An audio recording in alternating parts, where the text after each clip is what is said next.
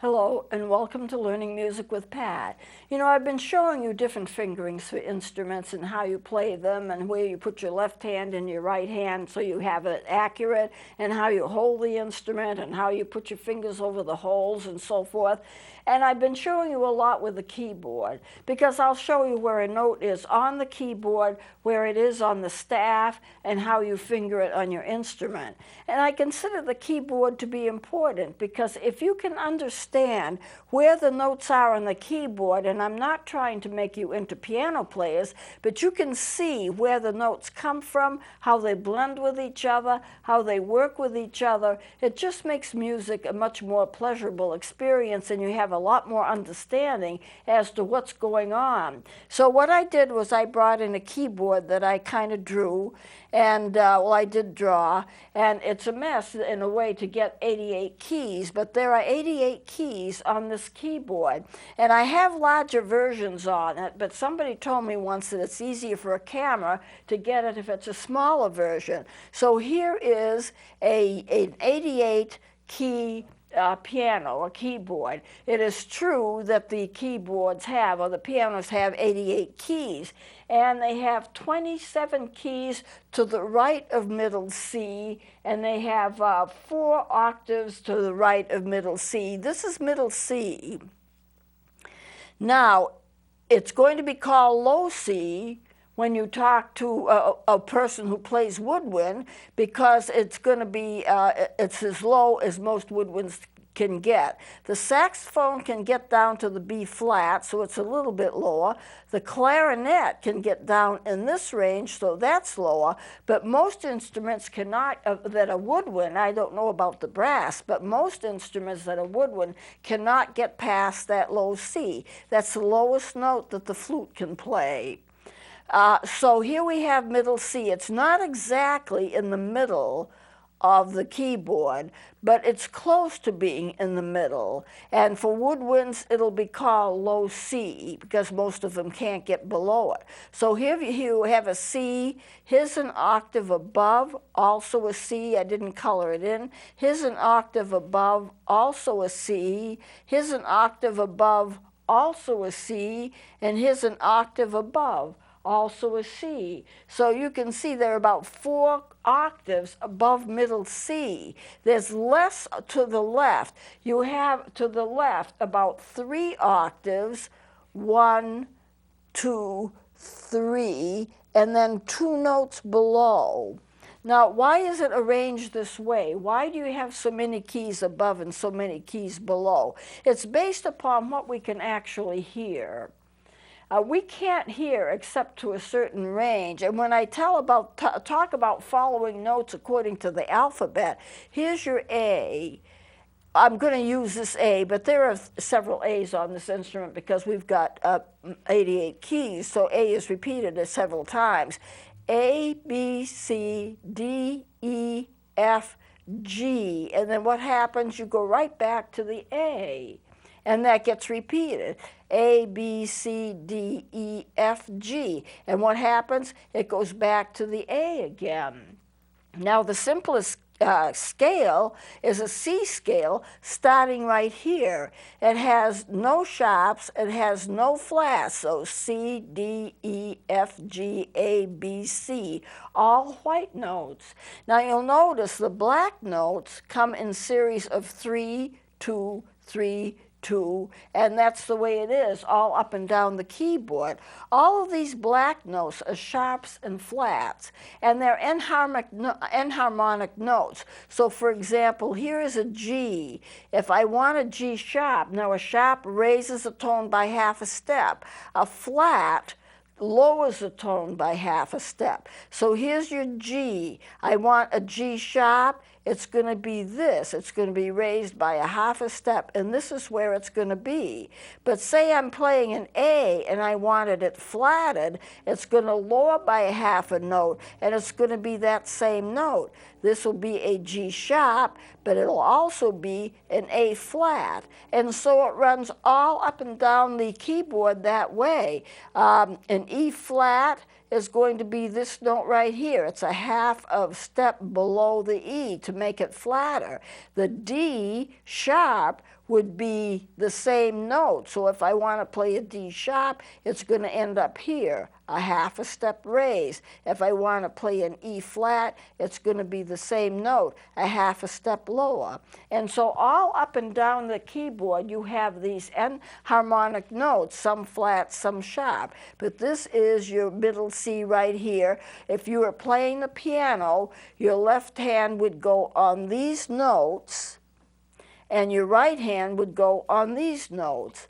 The left hand would be basically the bass clef, and the right hand is basically the treble clef. So you have actually more notes on the treble than you do the bass. But I'm not trying to say that things don't switch around. It is possible, if you're playing a keyboard, to take the left hand and play higher notes, or to take the right hand and play lower notes, and you're basically playing with crossed hands. And there is some music, complicated music, that's written that way. But we're not getting into complicated music, and I'm not trying to make you piano players. I just want you to understand.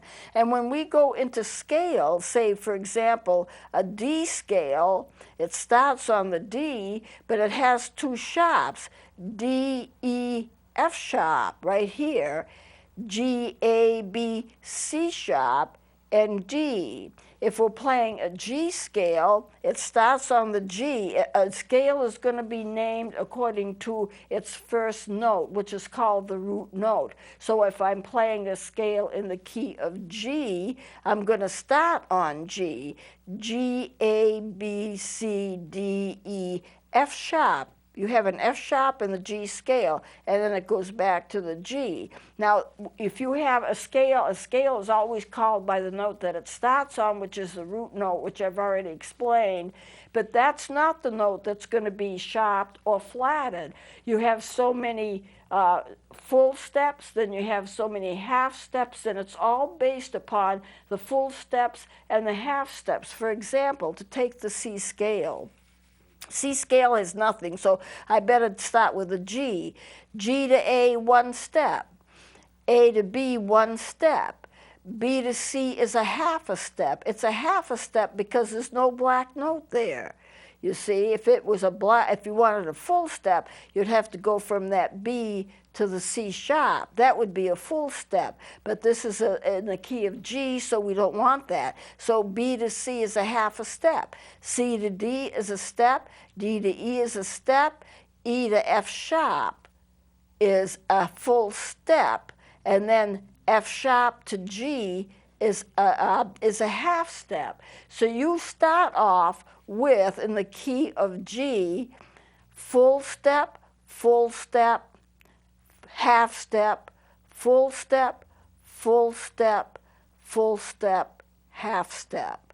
And all major keys, all major scales have so many full steps and so many half steps played in a certain place on the scale. So that's how you get what note is going to be sharp and what note is actually going to be flatted, or if it's going to be a natural note, depending upon what key that you're in. So it gets a little complicated, but remember, here's your middle C. You start from there. All of these are sharps and flats. In the treble clef, these are sharps or flats and harmonic in the bass clef. And you have all of these keys. So what can instruments play? Well, I play woodwinds, and the woodwinds will play from sometimes one or two octaves. So that's what most of them play. You can get a little more depending upon the complexity of the instrument that you're playing. I have saxophones, clarinets, flutes. I don't have any oboes or bassoons, but I have a lot of other instruments, sassotos, penny whistles, melodicas, and instruments like that in my collection. Here's your one octave range from C to C. Now you have tonettes, song flutes, melodicas, and a lot of those kinds of instruments play usually just that one octave, and sometimes you can get another note in addition to that. So let's say they're playing 8 or 9 notes. Flutophones, that's also in that class. So you have tonettes, song flutes, flutophones, melodicas, and some recorders, although recorders usually do more than that. They're all in that 1 octave range and sometimes 1 note in addition to that. When you get to penny whistles, most recorders, most sasutos, you actually can get a 2 octave range. So you're going from the C to the C up to the C. Okay, so that's 2 octaves, a 2 octave range. You can play a lot of music, but the 1 octave you can still play a lot of music because you see these notes are all repeated. If I have an instrument that can only play 1 octave, but I have another instrument that can play 2 octaves up to here, well, that's all right, because these notes here are a repetition of those notes there. They're just at a higher range. Now, a flute can go even higher than that. So say we start off with this C to this C. The smaller instruments, flutophones and tonettes and so forth, play that. Recorders play up to here. They have an extra range, but remember those notes are repeated. So you get that extra range. Then you have the regular flute that can play another range. They can go up to here. So that's very high. They really have a 3 octave range. But then only the piano can get up to here. Okay? I need to review this a little. I just want to show you the range of the instruments. From C to C, the simpler instruments that don't have a whole range, they usually get that 1 octave, which you can play a lot of music on. The recorders, penny whistles, sasutos, get that extra octave, so they're going from here to here. There's a lot of notes there. It may not look like it, but there really are. Then the regular flutes will go up another octave to here, and you have a lot of ledger lines for that. It's hard to read it, but then the piano goes 1 extra octave up here. So the piano outranges everything. And sometimes when you get to this range, if you were to write the music out, it would be so hard to write the music out because you have ledger lines. When it gets above the staff, you have ledger lines. And you'd have so many ledger lines, it would be very hard to read it. So instead, in the music, piano music, they write something that's called 8VA. And what it would be is that it means play an octave higher that it's been written. For recorders, we'll say we're going to play it up. Play it up means play it an octave higher than it's been written. And they do that with the recorders as well, but not to the range that the piano can do it. So this last octave, you would have 6, 7, 8 ledger lines higher than what we normally have. Hard to read. So instead of writing music up that high, what they'll do is write music this high, a little bit lower, and write AVA on the music, which means read it up here. And that's what the pianos do. You don't get that 8VA on any music for recorders or woodwinds because they can't get up that high. So it's nothing for us, but it is something for piano players. So if you can think all kinds of music that can be written, then when you get down to the bass clef, these are flatted notes. You get the same range. It's not quite as much, but you see, you can play lots and lots of music, and we can hear lots of music, but there are some things that we are not able to hear. We are not able to hear a key of H, I, or J. There's no such thing as a note called K. Now, somebody who is a specialist in Scottish music that I know, a friend of mine, he said that years and years ago, he's more of a historian than I am, he said years and years ago, you used to have a key H. I can't imagine what it would be. Once you get to G, you can't really hear anything beyond that. If you go beyond that, you hear a repetition of the A. That's where it goes, A, B, C, D, E, F, G, A. So if I'm to take my little recorder,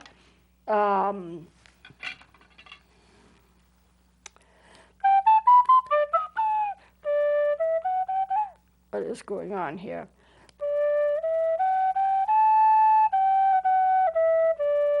I'm going to take another one because that one's not working quite right.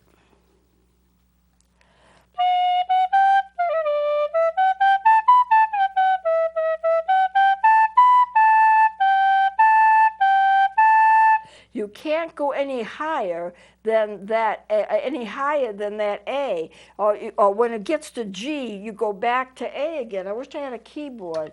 I do have a keyboard. Okay.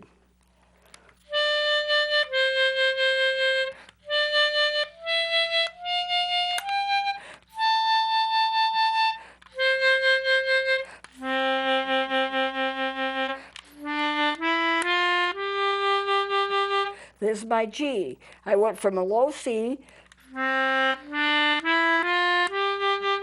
and where do I go then? To the A. Now, my friend was saying there was a note H somewhere between the G and the A, but I don't think so. I think he's mistaken because you can't hear it. Here's a G. There's no note above the G. It goes right back to a higher version of the A again. And so therefore, we just have to remember what the limitations are. So remember I got to watch my time here. I do have some time left. So you go from the C to the C to the C, and then flutes to the C, and then the piano to this C, and other instruments can go down lower. So you have the C in the middle. These are all sharps and flats, and down the line of the scale, and everything else is natural notes. This is the limit, pretty much, as to what we can hear. Animals can hear more. They can hear higher pitches than we can hear, but we can't hear it. There are some sounds and some things you can get, some whistles you can get that dogs can hear, and they're used in order to control dogs' behavior. But when you blow into them, you can't hear them. So what you need to remember is there's a relationship between notes. If you play that C to E, you get a third. If you play from C to F, you get a fourth. If you play from C to B, C, D, E, F, G, A, B, then you get the seventh, and the C is repeated. If you go from a D to a B is like a sixth, and that's melodic. The thirds are melodic, they sound good. The fourths and fifths are not melodic, they don't sound so good. And so therefore, I'm just going to demonstrate on this. Here we go from a D to an F sharp. That is a third. It sounds pretty melodic if you were to play them together. If you were to play a fourth, not so melodic, somewhat melodic. This is very melodic when you get into the sixth.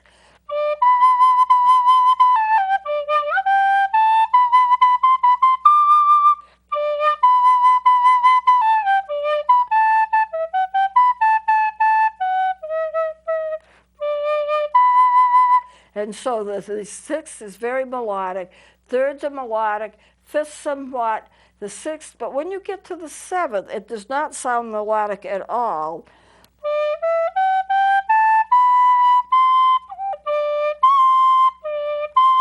Now you can't play them together on a woodwind, but you can play them together on a melodica. So if I start with my C, there's your third. It's quite melodic. Somewhat melodic. Depends upon the music. Sometimes it's better than others. This is quite melodic.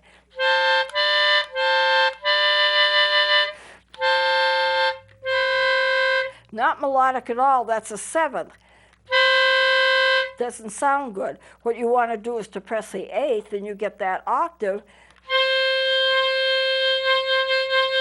and that's melodic, but the seventh is not. So when people are writing music, they pay attention to what the intervals are between the notes. So if you're playing a C, you don't want to play a B with it. It doesn't sound good. You have to play the C or go down to the A. So these are some things to remember, and when we come in next time, we're almost finished here, but I'm going to start you with exercises that can be made into songs. So if I'm to take, well, let me take my wooden one.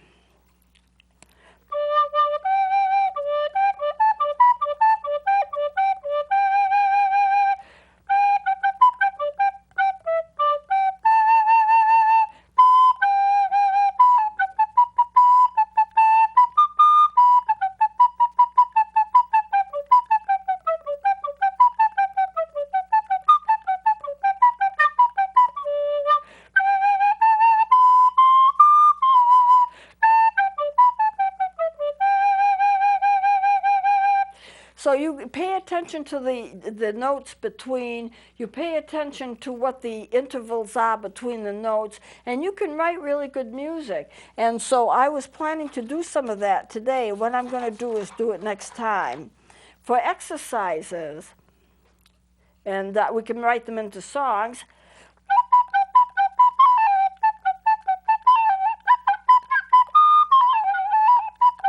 Well, you probably, if you're practicing, it wouldn't go that fast, but that's an actual song that someone wrote, and it's based on thirds.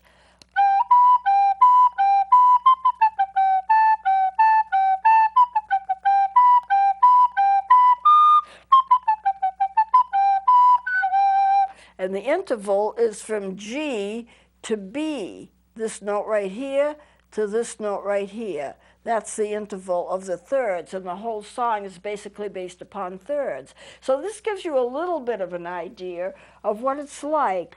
And when I come back next time, I'm going to get further into it. I'm writing up some music, showing you how to play it. I've shown you the way that you play the various fingers and how they are on the keyboard and how they are on the recorder. And we'll go on from there into actual music next time. So we'll close it here. And please join me next time.